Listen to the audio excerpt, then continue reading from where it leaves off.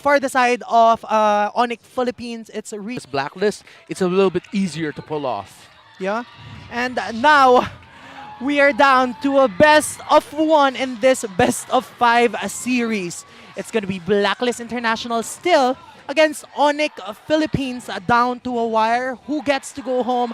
Who gets to continue their run in the playoffs? Naisu, what are we expecting now? Honestly, I just feel like both teams are obviously going to lay it all on the line here.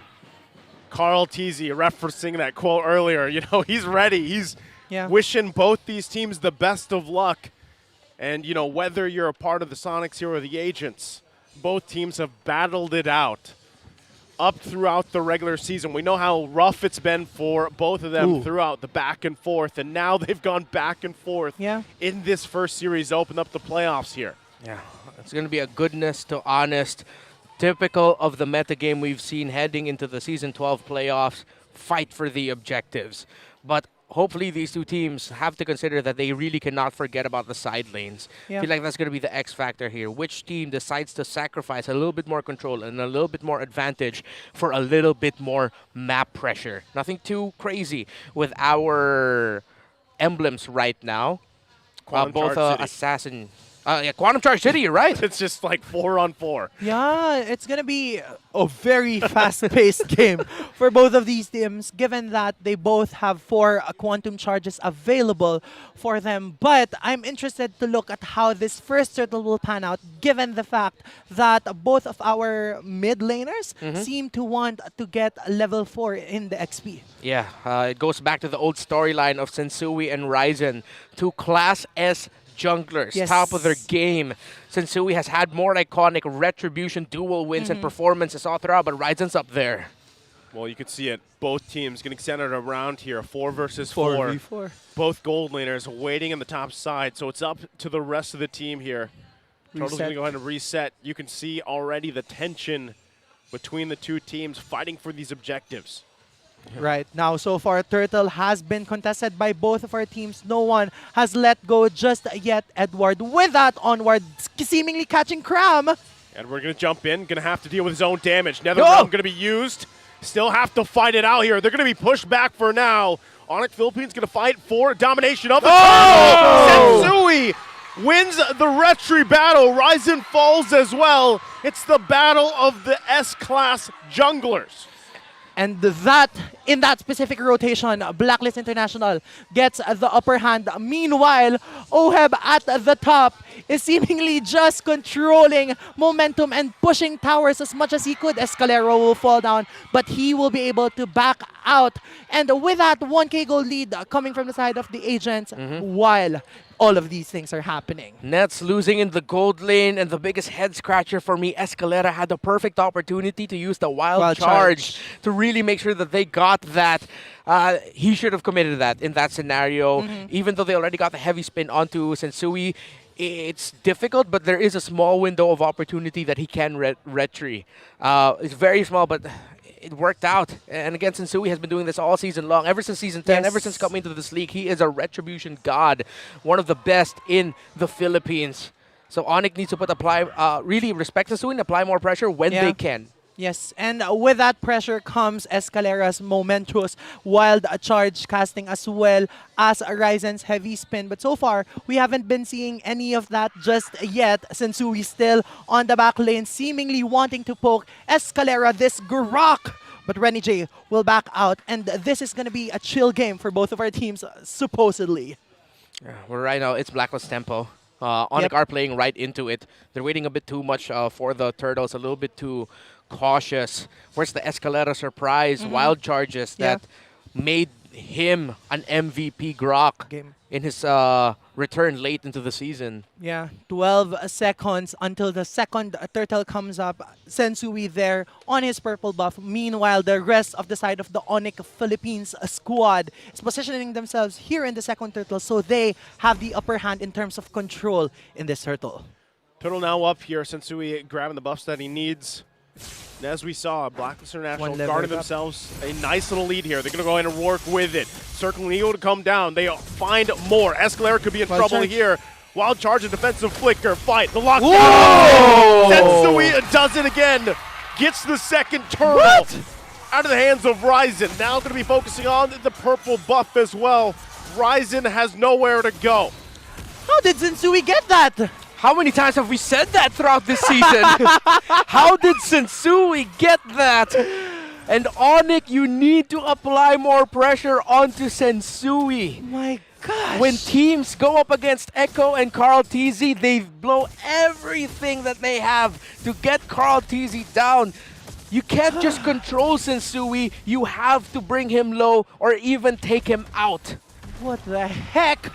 2 turtles for the side of Blacklist International while they sweep that bottom lane outer turret. Meanwhile, 2.9k gold lead still in favor for the side of the agents as they want to be able to push this mid lane, but no, they wanted to respect the damage output coming from Super Friends as well as Ryzen's heavy spin. 1,200 gold lead is the difference between Oheb and Nets right now, with Blacklist gold laner in the lead up to Dominance Ice. You see here the difference in priorities. Dom Ice here for the Edith, and of course the Radiant Armor as well for Cram instead. So again, similar to earlier, this Diroth is going to be a little bit more utility because he's just there. Oh, no way. What?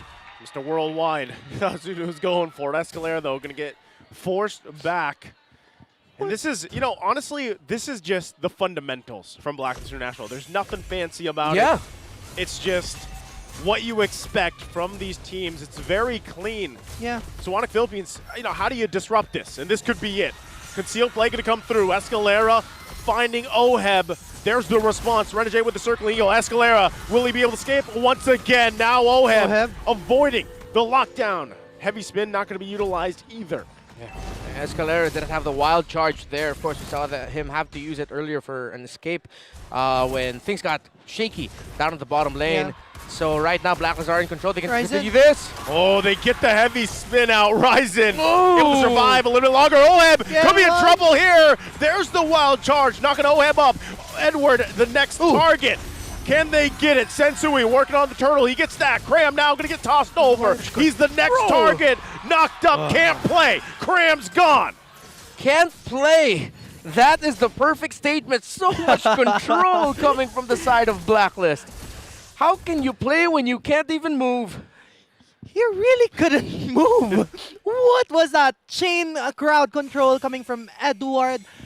Wow. It was a trade after trade, but I think it was in the favor of Blacklist International, mostly because of the fact that they were able to secure all 3 turtles in this game. Onic still not at the end of the game because despite the 2.5k gold lead with the side of Blacklist International, they can make plays. They can make perfect setups for their teams. Oh, again, Escalera going to go for it. Yue survives, drags 3 with him though. He will fall. Now Edward there. The rest of the team going to crash down, looking for the sandwich play. Renegade going to find Nets, but can't go forward. The turret still stands. Blacklist International now. Can they press it on? They look like they want to do it. Bringing them back. Now forcing him. Cram once again getting tossed over. Going to get trapped here to his death. Along with the turret falling. They keep it going. Blacklist International is out for blood.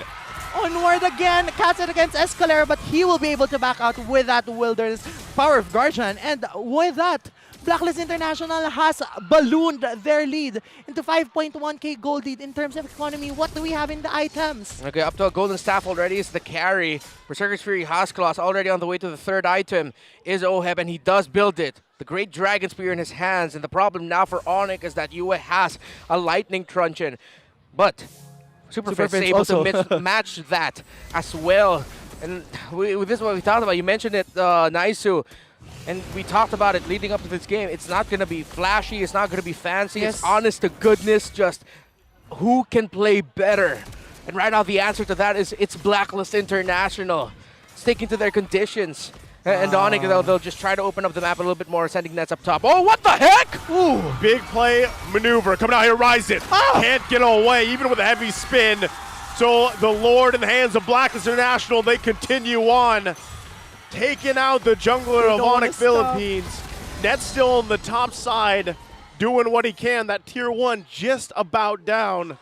But now Onic has to defend against this Lord push. A 7K advantage coming from the side of Blacklist International with the Lord at their helm. This is what we were talking about, folks. It's funny because we just said nothing flashy, nothing fancy. Blacklist pulled out one of the flashiest plays we've seen this entire series. Yes. That flicker, guiding wind, plus ultimate circling eagle coming from Renegade in combination with Oheb. Wow. It can work so well when they pull it off again. Renegade keeping them on their toes here. They have to defend against this. Sensui sliding on through the wall. There's the heavy spin from Ryzen. Oh! The flicker as well. The turret's finally going to fall here. They keep them alive. Blacklist International now focusing on the bottom turret. They get that. They're happy. They make their way to the top lane. 9,000, 11 minutes. Only one base turret standing here for Onic. Can they hold on, or will Blacklist continue their playoffs run as the third seeded team heading to the playoffs? Cram could be. Oh! Cram is gone again, as well as the turret. Does Blacklist International look to end the game here? They have everything they need. Wave's going to be pushing in. Do they have enough? Do they press the situation? They might look for it. Wave. Waiting for that wave to come in. Might be it. Waiting for that nether realm. They're going to toss them up here. Escalera in trouble. He falls. Their own nether realm going to be used. Do they have enough damage? Onic Philippines trying to hold on for their lives here. The waves push in. Full force. Ryzen pushes them back. Sacrificing himself with a heavy spin. More minions. It's Nets. It's Super Fritz. It's Cram. Defending the base the best they can, but Blacklist International wants to end it here. Another kick goes through, and the code will continue on into the next phase of the playoffs as they send Onic Philippines home. This winning moment is brought to you by our